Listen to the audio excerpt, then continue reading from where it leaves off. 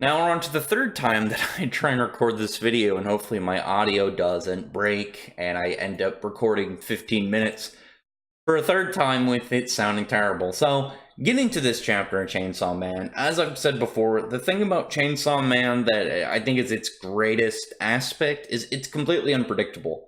I knew that the series was not going to be a standard Shonen Jump style, and really just isn't shonen at all from the tone of it.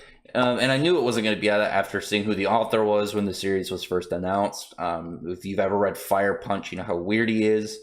Go and look at that if you want to try and maybe grasp like an idea of how this guy thinks, because maybe that'll give you an idea of what he might do in the future. But I feel like it's just going to keep being unpredictable as he blends like his weird idea for ascending into a shonen while being on the border of what you can do as for a shonen series.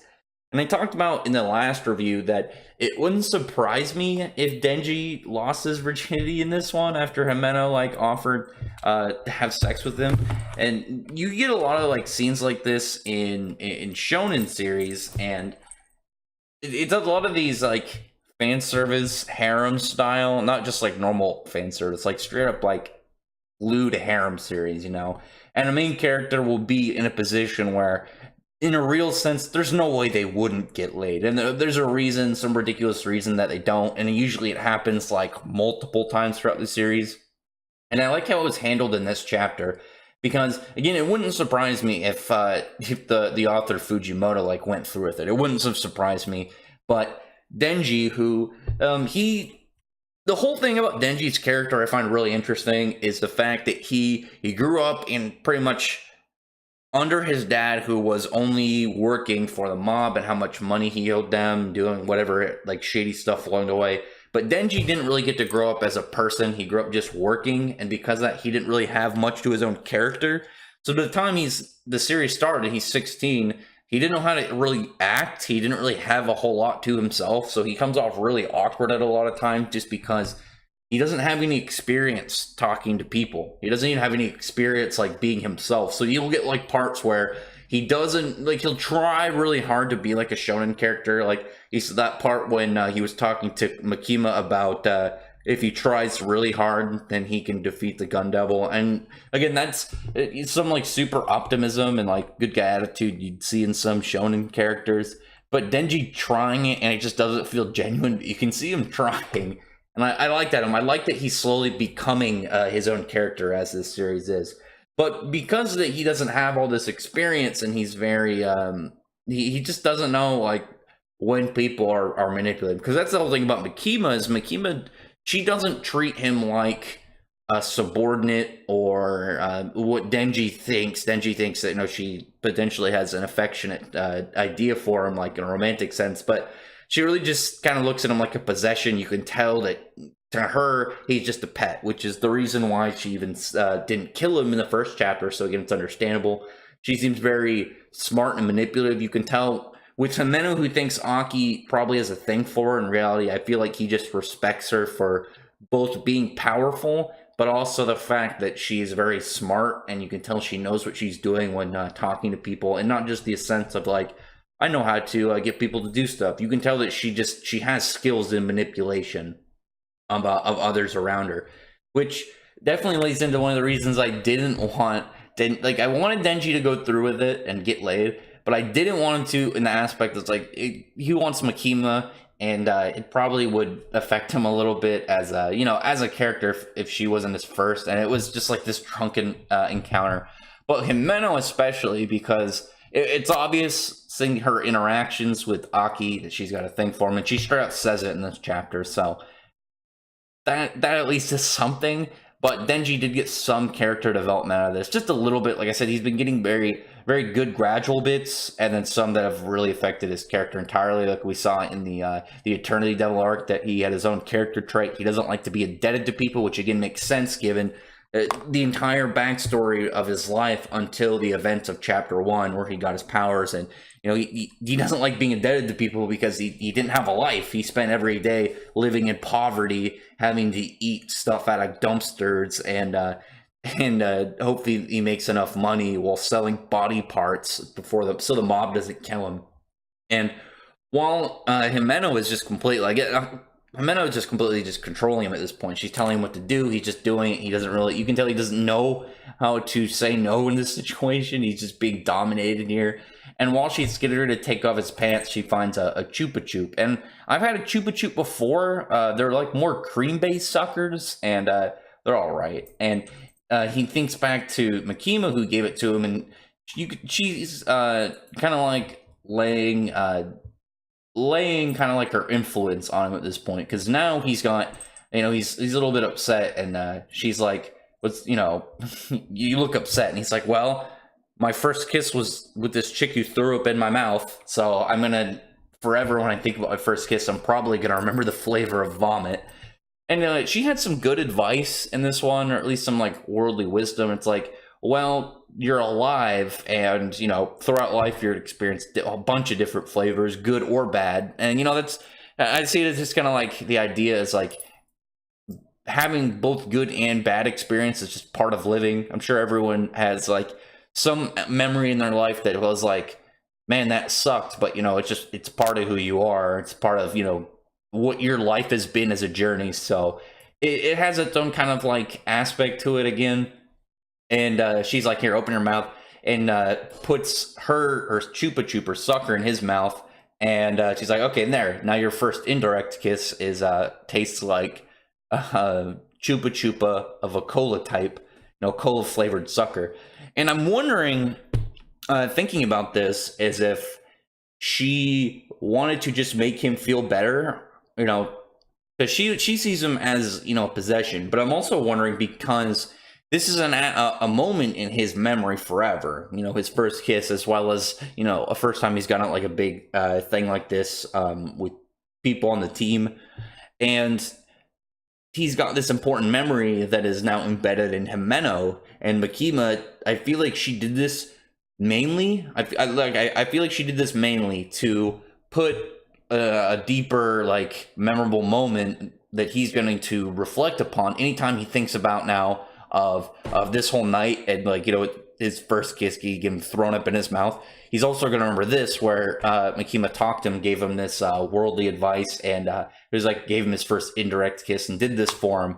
And I feel like she had that plan in her mind, to put her presence in this night as well, because she didn't want she doesn't want Denji steering too far away from whatever her whole marionetting of his entire being. Because again, that she knows just what to say in order to keep him like on that leash. And I don't like her in the sense that, obviously, I can just tell she's manipulating Denji. She knows what to say to him in order to get him to walk in line of what she wants him to do. But I respect her in that aspect, as she's a smart, intelligent, very a very cunning character. But it's just like, if this was somebody I didn't like, I'd be okay with it. But I like Denji. He's a good dude already, even being only out for what, like, series of only existence for 5 months, and he's still a pretty good character. Meanwhile, he wakes up. I like that when Himeno makes him breakfast, she actually notes like, yeah, I'm kind of glad you didn't go through with it, because if you did, seeing as you're a minor and you're 16, I'd probably go to jail. Because there's a lot of times in the series where you'll have an older character, and for some reason they'll have a thing for one of these minors, and they never take onto account, like, what you're doing is illegal. It's not just like, oh man, this is crazy, he's young, he's so much younger than me. It's just like, you could go to prisons, so you should probably take that into account before you do anything else. But she's noticed, like, you have a thing for Makima, I've got a thing for Denji, or not Denji, for Aki. How about we, work this to our favor? And again, it was weird seeing him outright say it this early in the game to her, as well as her talk about Aki and how she has a thing for Aki, and she wants to help Denji get with Makima, so Denji will help her get with Aki. And I get, like, in Denji's mind, it's like, sweet, we can do each other a favor, but I feel like she is doing a double thing, and she's just, like, trying to optimize everything for her, because it's not just, okay, she can get Aki. She's also trying to get Aki away from Makima, and though she knows that Denji would jump on the first sight to get with Makima, I don't think she's doing it for Denji's happiness. I think she's doing it so once she gets with Aki, then there's no way that Makima would then forward that from that go for Aki, and she could keep her her grasp on him safe. And again, I like the very like quiet, cunning, scheming style, because usually you'll get like female characters who are rivals in series and they're very like aggressive about it and they're very like vocal. You don't get a lot of this like very like underhanded like planning, backstabbing when they're on the same side. It's just like, fuck that bitch, I'm not letting her get her hands on my fella. And you know that Himeno, you can see the look on her face a lot of the time throughout it. It's like, and the way that she acts to Aki, that she was intimidated with Makima's presence in like the way that Aki sees her.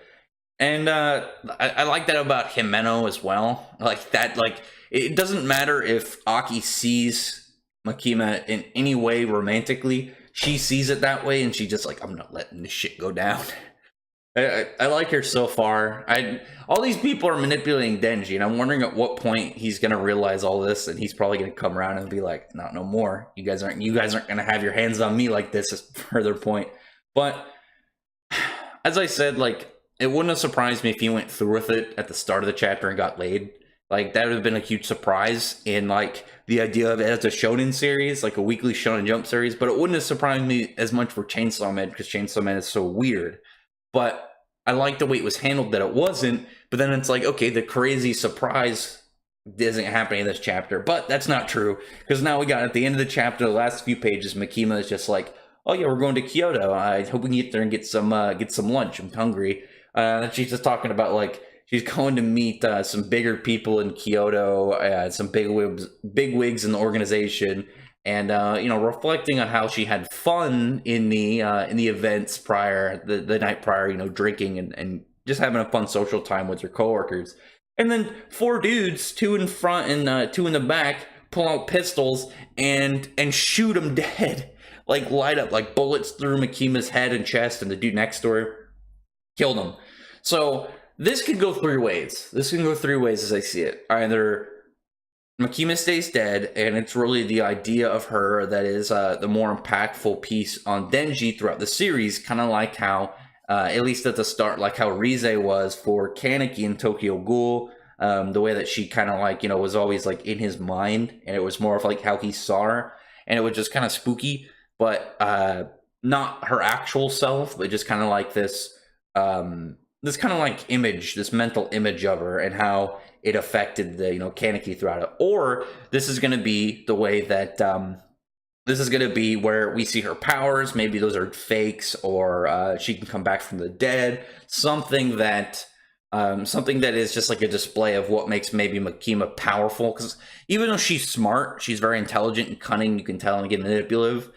I feel like just general rule of thumb that she's gonna be powerful and like a really strong. Like she just walked up to Denji when he was in his Devilman or his Chainsaw Man form in chapter 1, and just like had no fear, hugged him, and like she's gonna have something like impressive to what her capabilities are for sure. Especially because power also like seems pretty under control by her influence. So she's gotta definitely have something going on there. And this wasn't my theory. This was a friend of mine's theory, and he had a really good idea of where the series could go just on Chainsaw Man aspects. Because when you get a series, usually like you'll get an arc, and you can kind of, when somebody says like, "Hey, what's the point of this arc? What are they doing?" You get something like Black Clover back in the Water Temple arc. They're like, okay, they went to this water temple, this underwater village, and going to this specific building to try and get this magic stone from this guy, and through kind of like setup of a competition between the 2 sides of who gets it, and then bad guys show up, and then it's like they have to defeat the bad guys in order to get the magic stone. But it's not just that, they have to save people, and you can kind of explain it in really short, and it's like, okay, that sounds cool. But with Chainsaw Man, it wouldn't surprise me as if it was like what's going on in Chainsaw Man this arc. It's like, well, Denji realized that because he came back to life after forming a contract with the devil, that he's going to go find the devil to bring Makima back to life so he can have sex with her. And it's just like, any other series, you'd be like, that's a ridiculous sounding theory. Why don't you have, that doesn't sound logical, but that sounds entirely down Chainsaw Man's track so far as we've gone. So it wouldn't surprise me. Other than that, drop a comment below on what you thought about this chapter. Again, I really liked it. I thought there was some really interesting character interaction moments with Denji and Himeno, and just the all around, like, out of nowhere right hook to the readers with Makima on that train. So we'll see in the next chapter. We'll see what the fuck actually happened and where it's going from here on out. Other than that, I'd really appreciate if you would thumbs up the video, press the like button and the subscribe button, and check out my videos. But other than that, I really appreciate everyone who's already subscribed, and I thank you all for listening. Bye.